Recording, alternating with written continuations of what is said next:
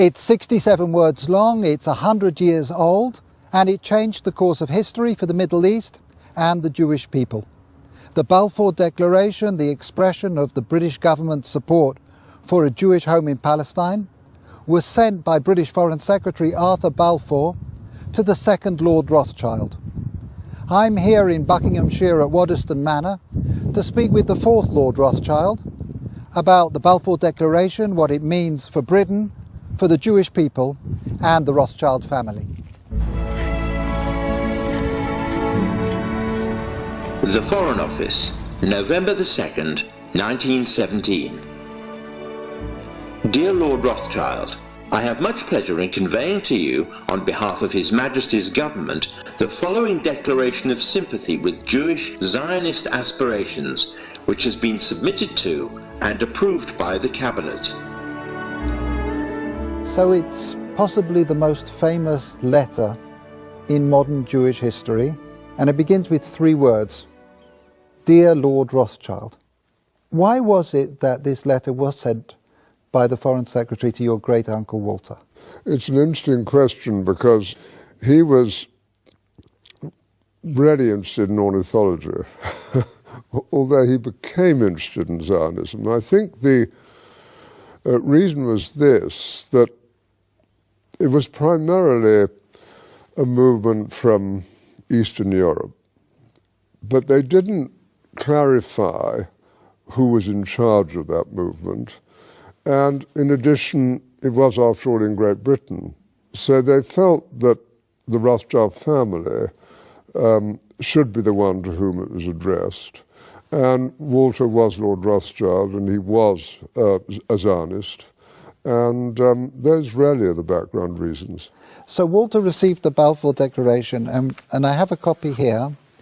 And I wonder if I could possibly ask you to read it for us. Yes, indeed. Yeah. I'm going to put on my spectacles to make sure I read it accurately.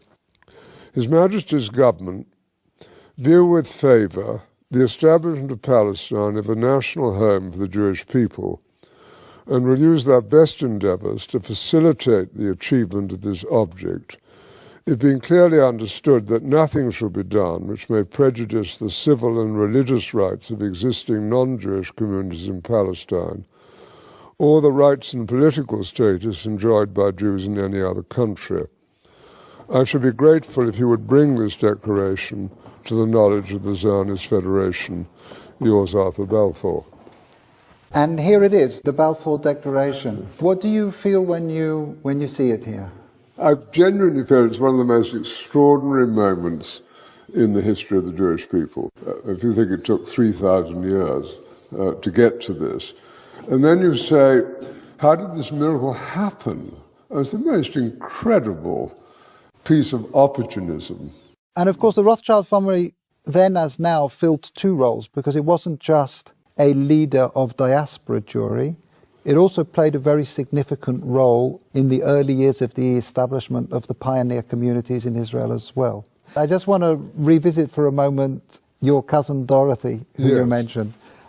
Who at an extraordinarily young age, still in her teens, played such a critical role as a go-between and a facilitator for Chaim Weizmann. Can you say a little bit about that? Well, she married my cousin Jimmy when she was 17.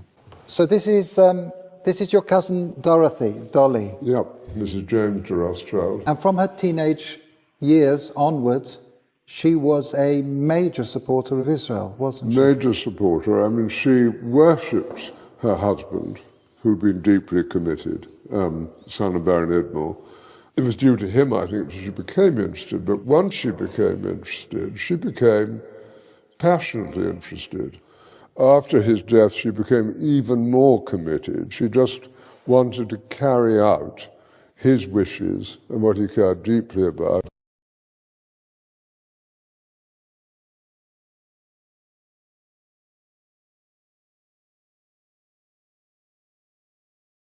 And you can read letters from her to Weizmann and from Weizmann to her when she was only 17. And what she did which was crucially important, was to connect up Weizmann with the British establishment. I think she also trained him in how to deal. She helped educate how to and it's conduct extraordinary himself. at that age, but she did sort of tell Weizmann, how to kind of integrate, how to insert himself into British establishment life, which he learned very quickly.